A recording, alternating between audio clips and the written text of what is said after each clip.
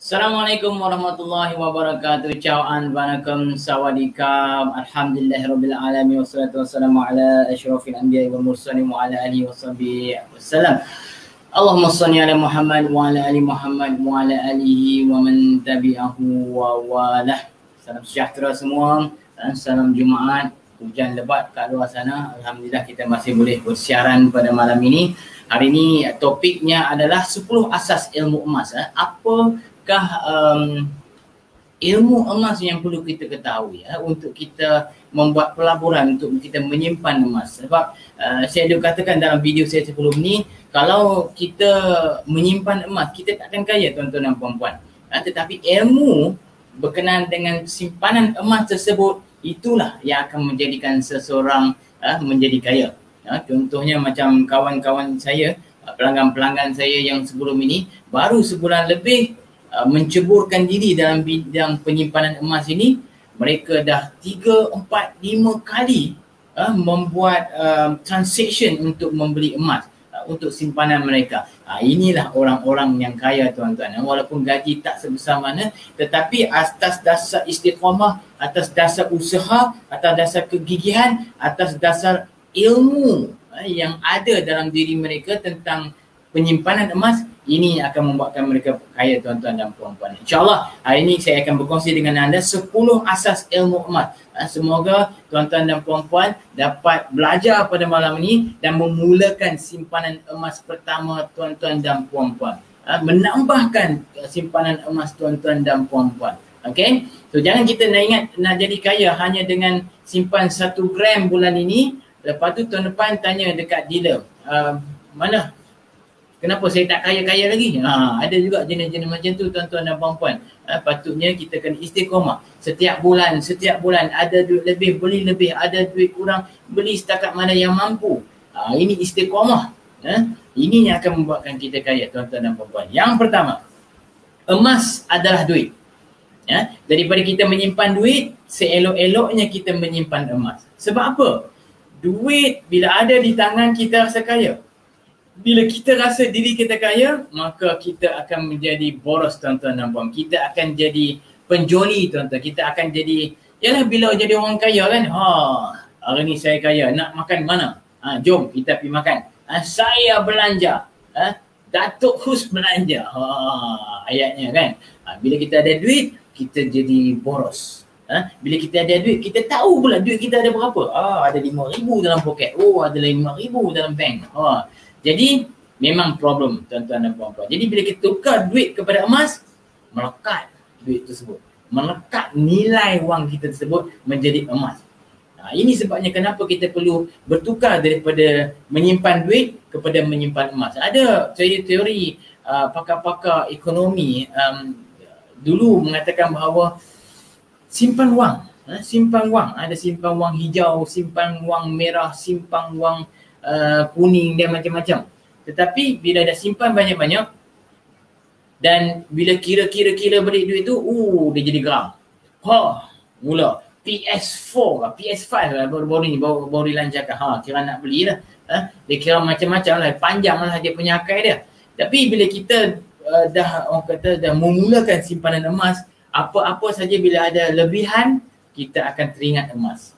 Kita akan teringat kepada simpanan emas kita. Kita akan teringat untuk menambah lagi koleksi emas-emas dalam tangan kita. Itu orang kata naik emas. That's why kita kena antara emas dengan duit, seleloknya kita memilih emas. Convertkan duit-duit anda, duit-duit ringgit anda menjadi emas. Tapi jangan semualah tuan-tuan dan puan-puan. Jangan sampai tak ada duit langsung. Nak makan tiap-tiap hari tuan-tuan dan puan-puan. Biar kita ada 3-4 bulan duit simpanan wang kertas kita untuk saraan bulanan kita.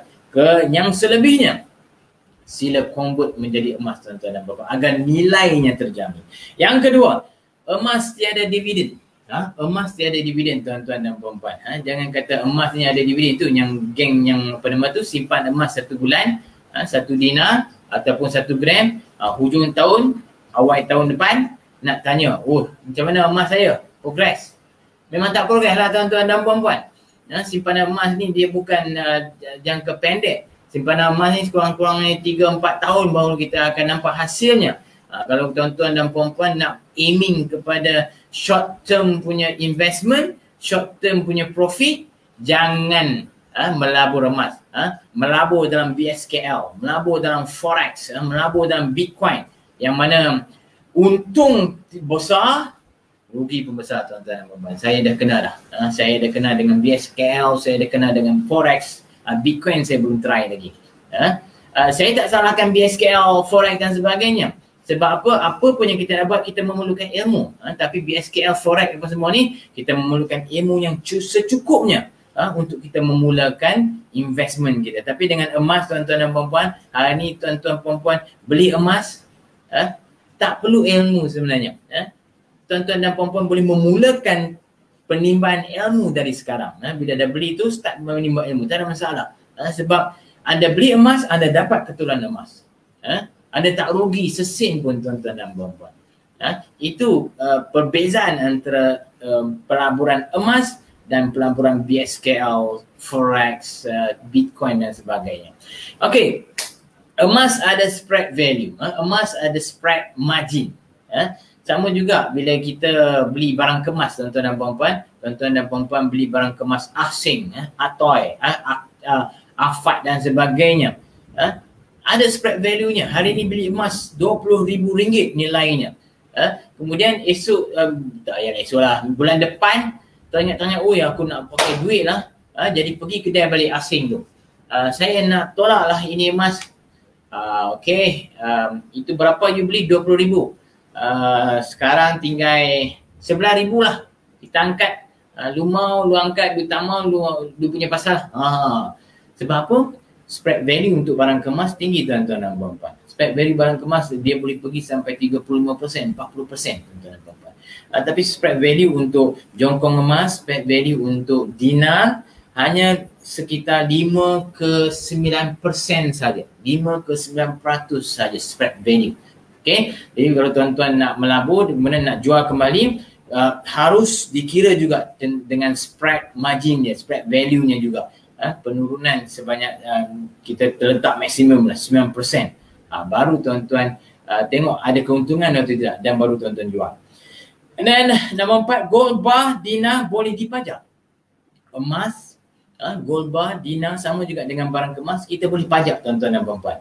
Dan yang uniknya, specialnya produk di public gold ini, kita boleh pajak di public gold. Kita ada cawangan dia 17 cawangan di Malaysia, kita boleh guna, kita boleh pajak di public gold dan juga kita boleh pajak di Al-Rahnu, kita boleh pajak juga di Pos Malaysia. Pos Malaysia pun menawarkan perkhidmatan Al-Rahnu. Yang baiknya di Pos Malaysia, dia menerima produk daripada public gold. Even sesetengah Pos Malaysia menjual emas public gold di cawangan-cawangan mereka. So itu hebatnya gold bar, dinar daripada public gold. Yang bagusnya juga di public gold ini ada sistem di mana kita menyimpan emas dalam account gap. Ada setengah orang dia tak suka menyimpan fizikal. Dia takut orang curi emas dia. Dia takut dia salah letak emas dia. Jadi kita menyediakan space ataupun tempat di mana kita simpan emas mereka, nama dia account gap. Tanpa orang kata charge, kita boleh simpan account gap, kita boleh kembangkan account gap kita berapa gram yang kita nak, 100 gram, 200 gram, 1 kilo, 20 kilo dan sebagainya. Public gold tidak mengenakan charge sama sekali untuk simpanan emas tersebut. Yang baiknya, bila mana anda nak pajak ataupun nak buat gadaian, anda boleh buat secara online sahaja. Tekan butang dekat situ, saya nak pajak, saya nak gadai emas saya 20 gram berdebang. Terus dipajak, terus digadai emas kita 20 gram. Bukankah senang begitu tuan-tuan? Inilah servis yang user friendly yang kita sediakan kepada pelanggan-pelanggan kita tuan-tuan dan puan-puan. Yang saya tahu lagi bulan April nanti kita akan launch website yang baru daripada public gold yang akan lebih user friendly, lebih memudahkan pelanggan-pelanggan kita untuk berurus niaga dengan public gold. Sekarang ni pun bulan ini, bulan Mac, kita dah memperkenalkan hari. Kalau iPhone kita ada seri, telefon Android kita ada Google, Proton kita ada Proton sendiri, Hi Proton, keluar. Kita Publico kita ada servis juga, nama dia Hari. Hari dan Edison tak salah saya. Jadi itulah yang kita sediakan kepada pelanggan-pelanggan kita dari semasa ke semasa. Untuk apa? Untuk memberikan kemudahan. Sebab Publico bukannya orang kata syarikat-syarikat yang baby, tuan-tuan dan puan-puan. Kita dah 13 tahun bertapak di Malaysia. Dan Publico adalah merupakan syarikat Malaysia, anak syarikat Malaysia, yang founder dia adalah orang Malaysia, tuan-tuan dan puan-puan. So kita kena support produk daripada Malaysia. Support produk yang dibangunkan oleh rakyat Malaysia. Okey. Seterusnya, nombor 5, pastikan ada matlamat simpan emas. Bila kita nak menyimpan emas, kita perlu ada matlamat, tuan-tuan. Apa matlamat kita? Saya nak pergi umrah 5 tahun akan datang. Dia mulakan simpanan tuan-tuan dan puan-puan daripada sekarang untuk menyimpan emas, untuk melayakkan tuan-tuan dan puan-puan pergi umrah. Berapa agaknya? Berapa gram yang kita perlukan untuk pergi umrah? Sekitar berapa? 10 gram? Bukan 10 gram, 10 gram sikit sangat. 5 dinar, 5 dinar, 5 dinar? 5 dinar dah 5,000 lebih. 5 dah 5,000 lebih. So macam itulah cara untuk kita orang kata dapatkan atau capai matlamat kita dalam menyimpan emas. Kita setkan. Okey, apa? Saya nak pergi haji ataupun saya nak langsaikan hutang kenderaan saya. Saya nak langsaikan hutang loan rumah saya. Jadi setkan matlamat, jelaskan matlamat kita, berapa gram yang kita perlu simpan setiap bulan, menuju ke arah matlamat tersebut. InsyaAllah tuan-tuan dan puan-puan akan mencapai matlamat tersebut. Sampai saya matlamat tersebut, tuan-tuan boleh gadai, boleh jual emas tuan-tuan untuk membayar loan rumah tuan-tuan, untuk membayar loan kereta tuan-tuan, untuk membayar apa sajalah yang tuan-tuan impikan. Assalamualaikum. Terima kasih kerana mengikuti sesi pada malam ini. Kalau ada komen, kalau ada pendapat yang nak ajukan, sila letakkan di ruang komen untuk saya kongsikan dengan kawan-kawan yang lain. Yang seterusnya, yang ketujuh, yang keenam, barang kemas tidak sesuai untuk simpanan. Barang kemas tidak sesuai untuk simpanan. Sebab apa tuan-tuan? Saya katakan tadi spread value untuk barang kemas tinggi, 35%, 40% nilai dia. Manakala untuk jongkong emas, dinar hanya 5 ke 9% saja. So yang terbaik untuk kita buat pelaburan jangka masa panjang, barang jongkong emas dan juga dinar. Itu yang terbaik. Jangan cari ambil barang kemas. Yes, barang kemas penting juga. Baru semalam, 2 hari lepas saya beri barang kemas untuk orang perempuan saya. Kita tak bolehlah menidakkan orang kata barang kemas untuk orang perempuan. Takkan kata, weh semuanya nak beli jongkong emas. Lalah dia geram-geram saat ni, dia tebuk lubang jongkong emas, dia tebuk lubang dinar-dinar yang saya ada. Dia buat rantai, baru tiar. Okay? Jadi kita beli jugalah rantai tangan, rantai leher, cincin dekat wife saya. Sebab apa? Kita sayang orang perempuan kita. Itulah satu-satunya orang kata isi yang kita ada. Bukan dua, bukan tiga, seorang tu saja tuan-tuan dan puan-puan. Okay? Jadi adakan barang kemas, tapi limited lah tuan-tuan dan puan-puan. Banyak mana sangat kita nak pakai barang kemas. Limited. Sebab apa? Untuk menyimpan, seelok-eloknya kita simpan gold bar ataupun dinar. Jangan simpan barang kemas. Okay? Yang ketujuh, tidak perlu tukarkan semua duit kepada emas. Jangan tukarkan semua duit kepada emas. Sama saya beritahu tadi kan. Jangan tukar semua duit. Takut nanti ada orang kata hal-hal kecemasan. Nak makan tiap-tiap minggu, tiap-tiap bulan pun tak ada. Sebab apa? Semua duit dah ditukar menjadi emas. Sebab apa? Cik Us kata, jangan cari pasal saya. Saya kata begini. Anda simpan wang kertas anda untuk pembiayaan, pengurusan kewangan anda 3 bulan. 3 bulan, 4 bulan. Selebihnya jadikan emas tuan-tuan dan puan-puan. Selebihnya jadikan emas. Sebab apa? Kita tak nak orang kata berlaku boros, tak nak berlaku orang kata kebocoran kewangan kita. Itu yang berlaku. Saya sendiri tuan-tuan, kalau kita tanya kepada semua, kebanyakan manusia lah, orang individu yang bernama manusia ni memang sifat dia boros. Dia tak boleh pegang duit. Bila dia pegang duit, memang dia gatai macam-macam. Tapi kalau anda seorang individu yang memang disiplin, ada duit dalam tangan, simpan rapat, tak orang kata tak hilang walaupun sesen pun. Setiap kupang tu dikira, tahu pergi mana. Then tak perlu simpan emas. Anda boleh simpan wang kertas. Tapi simpan wang kertas ni kok mana pun masalah juga tuan-tuan dan puan-puan. Sebab saya katakan emas ni, wang kertas, dia terkesan dengan inflasi tuan-tuan dan puan-puan. Terkesan dengan inflasi. Itu sebabnya kenapa orang kata harga barang meningkat. Bukan harga barang meningkat. Wang kertas kita yang nilainya semakin menyusut, semakin menguncup. Itu sebabnya. Sebab apa? Sebab inflasi tuan-tuan dan puan-puan. Dunia, Malaysia sendiri, inflasinya rata-rata setiap tahun 4% ke 10% setahun. Dan itu sebabnya kenapa kita nampak harga barang makin lama makin mahal, makin lama makin mahal. Roti canai makin lama makin mahal, makin lama makin mahal. Kari pap makin lama makin mahal, makin lama makin mahal. Nasi lemak makin lama makin mahal. Zaman-zaman saya dulu, zaman 70-an, awal-awal 80-an, kita boleh dapat sekupang nasi lemak tuan-tuan dan puan-puan. Bagi adik-adik, anak-anak yang baru-baru ni kan, nasi lemak sekupang dik. Zaman 80-an saya bawa 5 kupang. 5 kupang pergi sekolah. 5 kupang saya pergi sekolah. Boleh makan nasi, boleh minum air, boleh beli jajan sikit, boleh simpan pula sekupang 2. Betapa besarnya kuasa 50 sen, 5 kupang. Sekarang ni bagi 5 kupang, dia ambil, dia lempak terus macam tu kan. Kurang-kurang pun RM3. Sebab apa? Makan nasi saja dah RM2. Kena pula ayam, RM2, RM3 dengan ayam.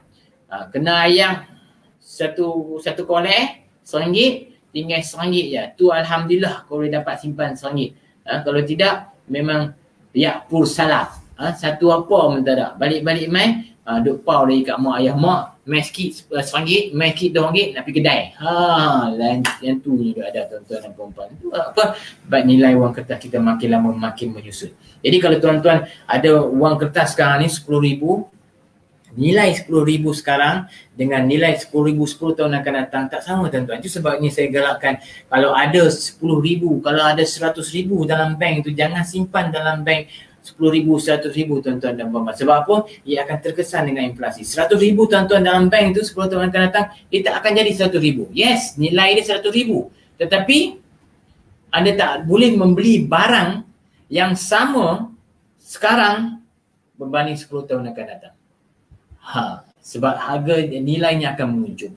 Zaman tahun 80-an kita boleh membeli rumah dengan harga RM80,000. Boleh dapat rumah 2 tingkat. Rumah teres. Tapi sekarang ni mana ada RM80,000 tuan-tuan. RM300,000. Barulah kita boleh membeli rumah yang sama tahun 80-an yang lalu. So itulah realitinya tuan-tuan. Itu sebabnya saya tak galakkan untuk kita menyimpan wang kertas terlalu banyak tuan-tuan dan puan-puan. Seterusnya, masa terbaik untuk membeli emas ialah sekarang. Sekarang tuan-tuan dan puan-puan. Ada yang masih menunggu-nunggu. Saya tak tahu dia nak tunggu apa. Bagai pungguk merindukan bulan. Apa yang ditunggu saya pun tak tahu. Tunggu. Tahun lepas, tahun 2020, ada spekulasi mengatakan bahawa harga emas akan melonjak hingga RM500. Tak sampai pun RM500 tuan-tuan. Sekarang pun RM248 segram. RM248. 2 minggu yang lalu RM240. Itu yang tangga yang terendah sekali lah buat masa sekarang, RM240. Jadi bila masa lagi tuan-tuan nak tunggu? Sekarang adalah masa yang sesuai. Jangan menoleh belakang, jangan berfikir-fikir lagi. Mulakan simpanan tuan-tuan sekarang. Nak tunggu apa lagi? Nak tunggu dorayang runtuh? Tak runtuh lah tuan-tuan dan puan. Mula sekarang. Yang pertama tu, langkah yang terpenting untuk tuan-tuan dan puan-puan buat apa saja. Kalau tuan-tuan dan puan-puan tak melangkah, tak ke mana lah tuan-tuan. Langkah kaki yang pertama tu, mulakan simpanan wak emas RM100 pun cukup lah. Ini nak RM100 pun kemut. Tak cukup duit. Bulan-bulan 100 pun tak ada orang kata simpanan. Mulakan dari sekarang. Cuba simpan. Dapat gaji tu, fikirkan simpanan dahulu. Fikirkan simpanan dahulu. Dan bahaginya tu, apa nak buat apa, hampir buat. Tak ada masalah. Mulakan dari sekarang tuan-tuan. Ini perkara yang cukup penting.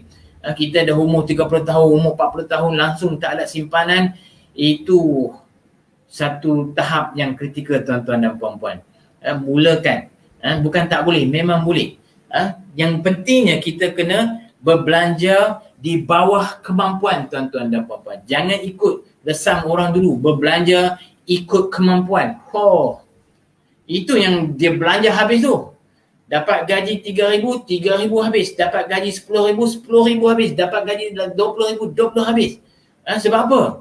Orang kata berbelanja ikut kemampuan, dan saya memang ikut kemampuan lah. Belanja sungguh, habis semua duit.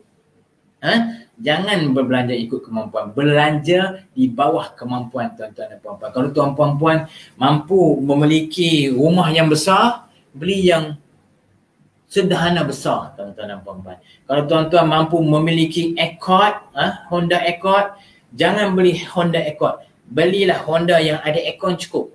Ataupun Proton pun cukup lah tuan-tuan dan puan-puan. Nak pergi mana pun, kenderaan ni hanya untuk transportation saja tuan-tuan dan puan-puan. Bukan orang kata untuk keperluan untuk menunjuk heng sana heng sini. Jadi fikirkan berbelanja di bawah kemampuan. Bila kita berbelanja di bawah kemampuan, sepastinya kita akan ada lebihan untuk kita menyimpan tuan-tuan dan puan-puan. Ini masalahnya sebab kita berbelanja mengikut kemampuan. Kita berbelanja habis. Tu kadang-kadang terlebih pula pakai kad kredit. Itu dari luar kemampuan. Ini masalahnya. So nak menyimpan, simpan dulu. Barulah orang kata bakinya kita berbelanja. Yang seterusnya, masa terbaik jual emas ialah apabila perlukan duit. Bila kita perlukan duit, kita jual lah emas. Tapi kenalah orang kata sebab musabab yang very solid lah untuk kita jual emas kita. Tapi tuan-tuan, mulakan simpanan emas tuan-tuan. Tuan-tuan akan rasa bahawa susahnya nak jual emas. Kita simpan emas seronok kita tambah emas. Tapi bila kita nak jual emas walaupun 1 gram, sayang tuan-tuan dan puan-puan. Memang sayang. Dia jadi malahnya nak jual, tak mau lah. Ada tak alternatif lain untuk support ni kewangan saya sekarang ni. At the end dia akan cek pajak saya lah tuan-tuan dan puan-puan. Pajak. Pergi kat pajak pos Malaysia. Pajak saya nak pajak untuk tempoh 6 bulan. Ada duit nanti saya beli balik. Saya ambil balik. Sampai macam tu sekali tuan-tuan dan puan-puan. Cinta, kasih dan sayang. Tapi kita tak akan rasa lah kasih dan sayang tu kalau kita tak mulakan langkah pertama. Langkahlah tuan-tuan dan puan-puan. Saya tuan-tuan dan puan-puan akan rasa cinta, akan rasa kasih dan sayang dengan emas tuan-tuan dan puan-puan. Alright, jangan pajak emas di bank untuk elak sitos dan sikris. Ini satu tips lagi tuan-tuan dan puan-puan. Yang terbaik untuk tuan-tuan dan puan-puan mengelakkan sitos dan sikris ni, sama ada tuan-tuan dan puan-puan pajak di public go itu sendiri ataupun pos Malaysia. Pos Malaysia. Ini dua yang terbaik. Agar sitos sikris tak dapat kesan berapa bilangan emas yang tuan-tuan dan puan-puan ada.